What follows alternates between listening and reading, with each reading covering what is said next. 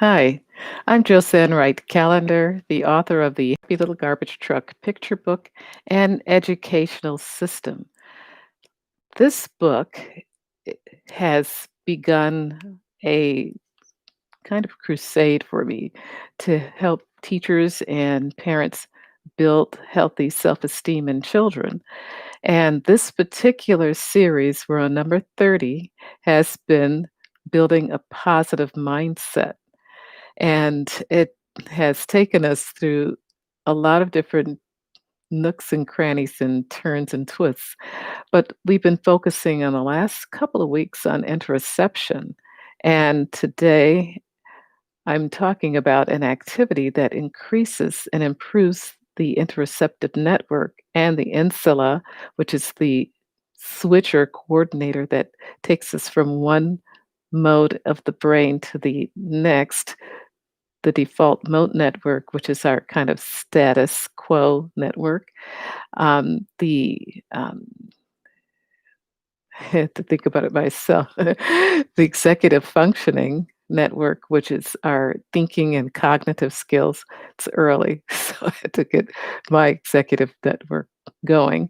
The salience network, which is the fight or flight network, which is what takes us from sort of like a steady pace to all of a sudden we have to take action. I like the way one paper had indicated that, say, like we're driving along thinking about our lunch, then someone darts in front of the car. We have to all of a sudden go into the salience network to react quickly. And it's not just fight or flight, but it also is what gives us the impetus to begin a task instead of just, oh, I'll do it tomorrow. It's like, no, got to do it today, do it now. So all of these networks help us to function in our day, and the interoceptive network helps us make sense of internally of the external stimulation. So we want to build the interoceptive network in our children and the insula in particular. And this activity, yoga, has been indicated in research to build both areas. It's part of the mindfulness area of activities. We've talked about meditation, both focused attention, which is on your breathing or your heartbeat. And we've talked about open meditation, which is when we focus on the moment and we're in the moment thinking and breathing and just taking in everything around us. Well, yoga takes in a lot of those activities, and that's why I know that it's been included in the mindfulness area of ways to improve the insula and the interoceptive network because you are in the moment. You're focusing on your breathing. You're um, in a position and you're holding it, which is strengthening your muscles. It's got a lot of benefits, and I'm sure you've heard a lot of these benefits over time. But I was interested in what parts of the brain were affected by yoga practitioners. And I was just doing a comparison because I found out some of the parts of the brain mentioned in this one study, which I'll include in my description box, lists some of the same areas that I saw indicated in meditation, and in particular, the default mode network.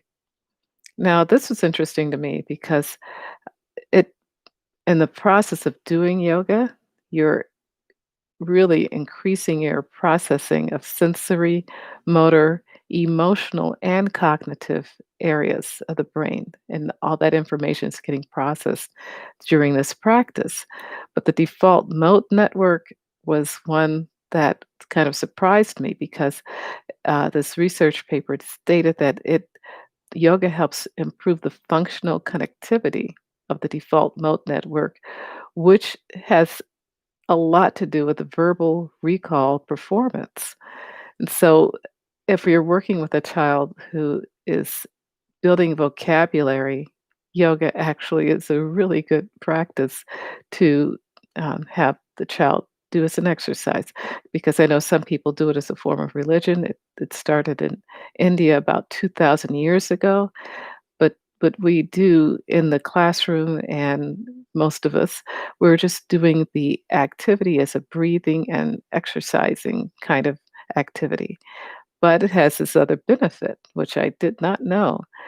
And it also affects the hippocampus, which, if you remember, we talked about the London cabbies, how they had larger brains because their hippocampus was being developed because they had to develop memory of all of the streets, all of the sites, the monuments, and the London streets. If you've ever been there, it's just like a maze of little short streets and how they cut across, and it's probably got a pattern to it, but to me, it was like, "Whoa." I would hate to get lost here, but the streets are, really neat, and the cobblestones and everything. I just loved It's very quaint.